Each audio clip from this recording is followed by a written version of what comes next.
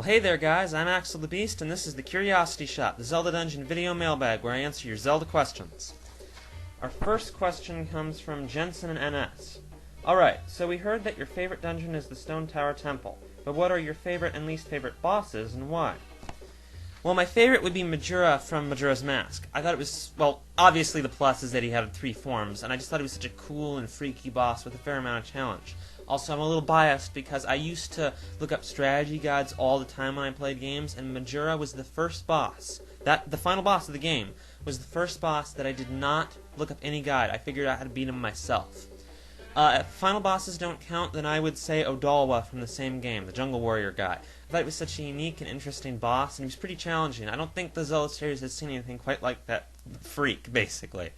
If I was going to pick a mini-boss, I'd say the Death Sword from Twilight Princess. Too easy, sure, but he had a lot of cool atmosphere and style, and I just thought it was a wicked creature, character, and boss fight. My least favorite would be Armogoma from Twilight Princess. Goma is always the cool spider monster or bug monster, and I think they kind of didn't do him justice in that game because he had, I don't know, the boss fight was just so simple and there wasn't much to it. It was kind of pathetic. He was kind of a pathetic boss, easy taking him down, and then there was that annoying thing where he was running from you after you defeat him.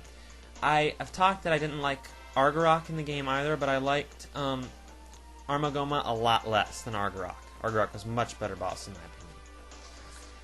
Our second question is from Danny Tuxi. Is there anything you like about Twilight Princess?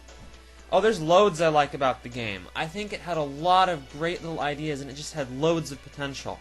I love the items, how there were so many new spins on old items, and new items to begin with, plus some unique ways they used items like the lantern that actually used fuel and really expanded the game.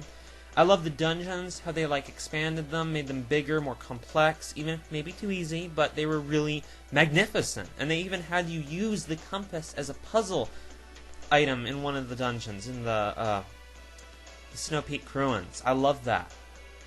And then they had the Lantern Caves, all those mini dungeons, and the way they used the chests and the money, it was like you were treasure hunting when you were in the dungeons. And then they had Zant, who I thought was a really cool villain.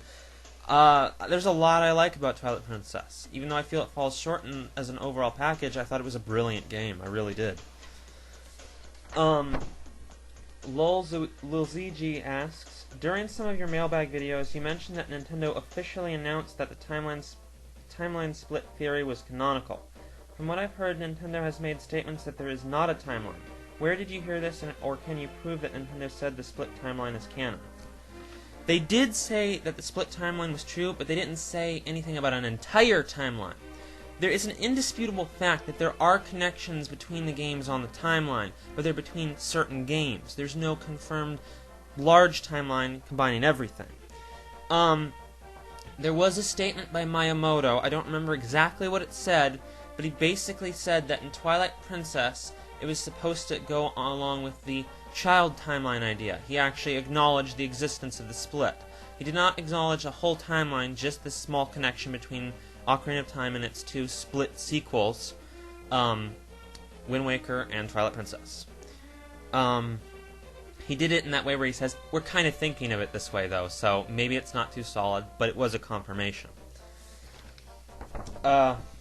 BLHand26 asks, in Twilight Princess, do you think that the Tears of Light are anything significant and we will see them in another game, or was it just something that they threw in there for Link so he could get rid of the Twilight? The Tears of Light were actually pieces of the light spirits, or pieces of their light. When they were stolen by the shadow insects, they were, that allowed the Twilight to pervade the area because there was no light.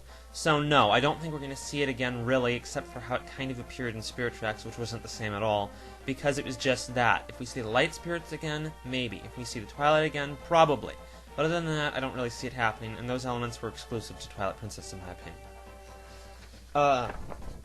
RustyJet2000 asks, why do you think they called Zelda 3 A Link to the Past when Link only goes back and forth between the Golden Land, the Dark World, and the Light World? It could be because it's a prequel or a sequel. It could relate to this is the past, or it's talking about the past, the previous games. Or it could have been... I mean, it's obvious that Link is a play on words.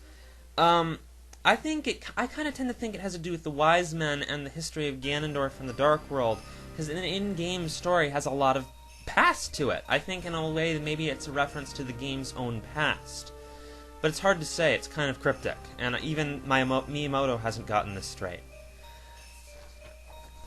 Sanjay Balaji asks, do you think there is an advantage or disadvantage to having two villains in the same plot? Sorry for stuttering. For example, with A Link to the Past, Four Swords Adventures, or Twilight Princess. Not particularly, because there's a kind of an advantage to be had with the pawn and master relationship. Then there's Aghanim from A Link to the Past, and he wasn't really a pawn, it was like he was Ganon. But the way the plot went is he was basically, the whole plot was built on him, I don't know, kind of pushing it along, pushing the events and stuff, and he was more of a motivation for the plot than a full character on his own. So I think it was appropriate that he got replaced by Ganon. And, then, you know, it's kind of like they're just glorified bosses in a way, they just have some plot relevance. Then there was, like, Twilight Princess with, Zant, you know, and I think that's when they kind of went wrong, because Zant was a full character, he had his own development, but then he was replaced and ditched by Ganondorf. I think that's when you run into problems, is when you establish the lackey, or the sub-villain, as a legitimate full character in his own right, and the plot actually focuses on it. Maybe there's a way to pull that off, but I don't think it's been done yet. So that's my opinion. Luke Collins asks, how is it that Link can move with such agility and still carry all of that stuff with him, and where does he store it? It's called hammer space. It's a thing about where basically, it's just an in-game device for the plot or the story in which the character can carry around a lot of equipment, and it not bog down the player. You can actually use whatever item at what time. It's not canon. It doesn't really exist in the confines of the world. It's just part of the gameplay. It's just a video game answer. I know you guys hate those. Get to Killin asks, do you think Zelda Wii could be a sequel to Twilight Princess? They basically said it wasn't, but you know, this could be Miyamoto being a little fickle again, like he is sometimes. He basically said that it's not a sequel to Twilight Princess. It's not going to be continuing the same timeline. I don't know if he mentioned anything about the timeline. Some people, you know, talk about the Zelda Wii and like it's going to be related to Twilight Princess in a way that Majora's Mask was related to Ocarina of Time. This is possible, but it could still imply that it's just a spiritual successor rather than a full sequel. Xenox asks, if you've seen the videos and leaks for the new Pokemon games coming up, you'll notice that they've been changed dramatically. But one thing that stood out is that the NPC interaction is greatly enhanced, as well as larger and more lively cities. Do you want and or expect this from the new Zelda for the Wii? I can't say I'm not hoping for it. Expect is kind of hard to say. I have kind of a feeling with this new game on the Wii, that we're kind of going to see some improvements over problems, mistakes, or just shortcomings of previous games. But it's hard to say for sure. I think that would be a brilliant addition if they had bigger cities and more NPC interaction. I thought Hyrule Castle Town and Twilight Princess did a fairly good job of it, but they can do better. I'd be very interested to see it, to be frank, and I think it's possible if my theory about Zelda Wii is correct. And I like to think my theories are correct most of the time.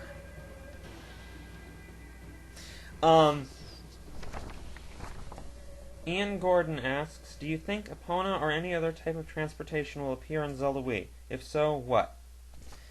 I don't really think anything other than Epona is going to appear, mainly because of Wii Motion Plus. I think that the game will basically be designed for Wii Motion Plus very intimately, very strictly, so I don't think any other mode of transportation would work with that so well. I think Epona is very probable. It looks like this game is going to have a lot to do with Twilight Princess, so I think we're going to see Epona because Epona was a big part of Twilight Princess. It's also the most standard mode of transportation in the games.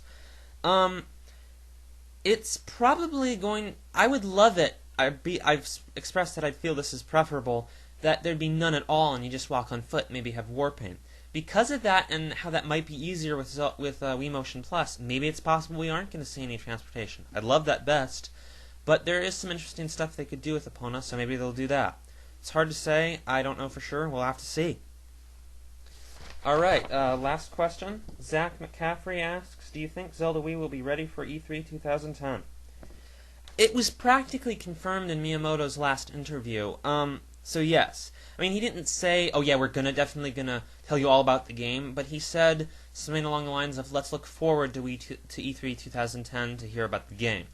So, I definitely think it's going to happen. Hard to say what they're going to tell us. They might not tell us much of anything. I think we're going to at least get the name, and they're going to have a full announcement, and we might get to see some of the gameplay or the cinematics. We probably won't know a lot more. But definitely on E3, I think. Alright guys, that's it for this time. Be sure to send your questions into the email address in the description, and later.